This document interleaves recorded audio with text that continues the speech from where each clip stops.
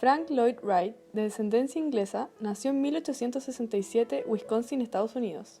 Cursó estudios de ingeniería en la Universidad de Wisconsin y en 1887 se trasladó a Chicago para trabajar como dibujante en un estudio.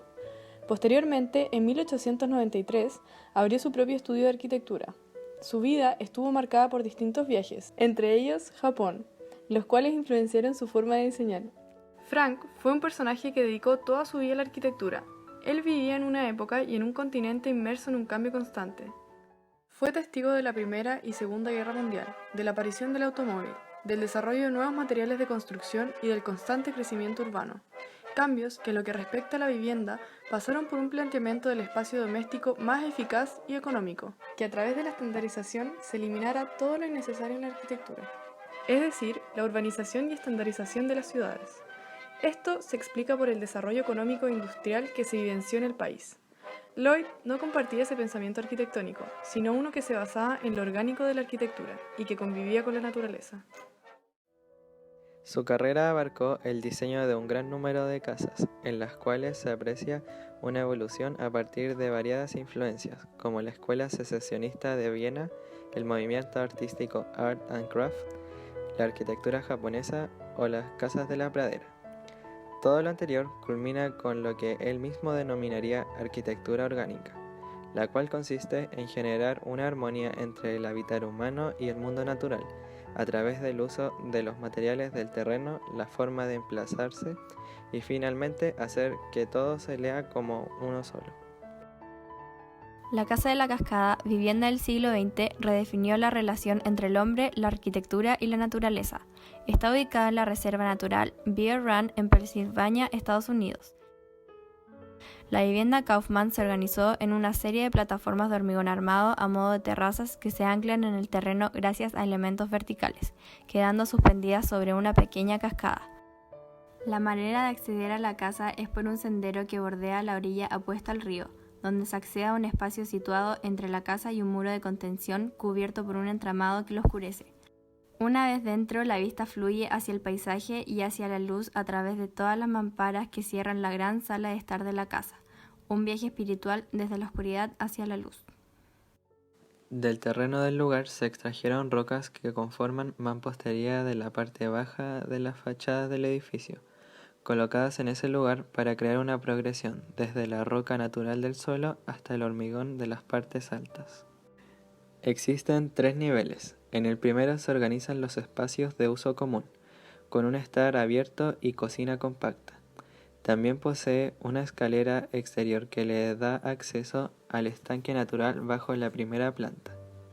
Wright resolvió el diseño de la casa alrededor de la chimenea, la cual conforma el corazón de la vivienda, ya que se consideró como el lugar de reunión familiar. Los cimientos de la casa son las rocas del lugar, y algunas de ellas sobrepasan el ancho del forjado de la primera planta, asomándose junto a la chimenea, lo que trae físicamente la cascada al interior. En su segundo nivel posee 3 dormitorios pequeños y sencillos. En cuanto al tercer piso, fue el lugar destinado al estudio y dormitorio del hijo de Kaufman. Las circulaciones dentro de la casa son oscuras y pasillos estrechos, para que los habitantes tengan una sensación de encierro en comparación con lo abierto a medida que se acercan hacia el exterior. Los techos de las habitaciones son bajos, con el fin de dirigir la mirada horizontal, generando la sensación de un espacio sin límites. La vivienda está pintada con tonos marrones suaves para mezclar el edificio con la naturaleza y generar una sensación de serenidad al momento de habitarla. Wright dinamizó el espacio mediante galerías y escalonamientos. Los llamativos voladizos fueron una larga ingeniería en su momento. Durante su construcción, fueron puntos de debate con el constructor, quien exigió un mayor refuerzo y se resistió a retirar los andamios de la estructura una vez terminada la obra. Las previsiones de Wright para la estructura no fueron acertadas, ya que los grandes voladizos transmiten sus cargas a los voladizos de los pisos inferiores, por lo cual, a lo largo del tiempo, han provocado excesivas deformaciones y fisuras. En 1995, la Junta de Conservación de Pensilvania encargó a Robert Silman un análisis sobre su estructura. Este ingeniero llegó a comentar la gravedad de las flechas en las vigas de la casa y el peligro de desplome. por lo que tuvieron que apuntalar los voladizos. Años más tarde se iniciaron las costosas obras de restauración, que aún hoy en día son insuficientes ante el continuo deterioro de la construcción. El uso del concreto armado y de la planta libre le permitieron lograr la característica que hizo más famosa esta casa, la cual es estar situada en una inclinada ladera sobre una pequeña cascada. El resultado fue un logro dentro de la arquitectura orgánica, consiguiendo integrar la obra a la naturaleza, trayendo la cascada dentro de la casa a través del sonido y físicamente a través de las rocas que sobrepasan el forjado. Buscó dirigir la mirada horizontal hacia el exterior, recalcando el vínculo de la obra con la naturaleza tanto interior como exteriormente. En un comienzo, el encargo del cliente era poder ver el torrente de agua desde su casa, pero finalmente los ventanales y terrazas de la vivienda no facilitan la visión al arroyo, sino que se posan sobre este. El sonido del agua retumba bajo el suelo, estando así muy presente pero no visible. La permanencia del ruido provocado por el agua transformó la casa en un espacio inhabitable.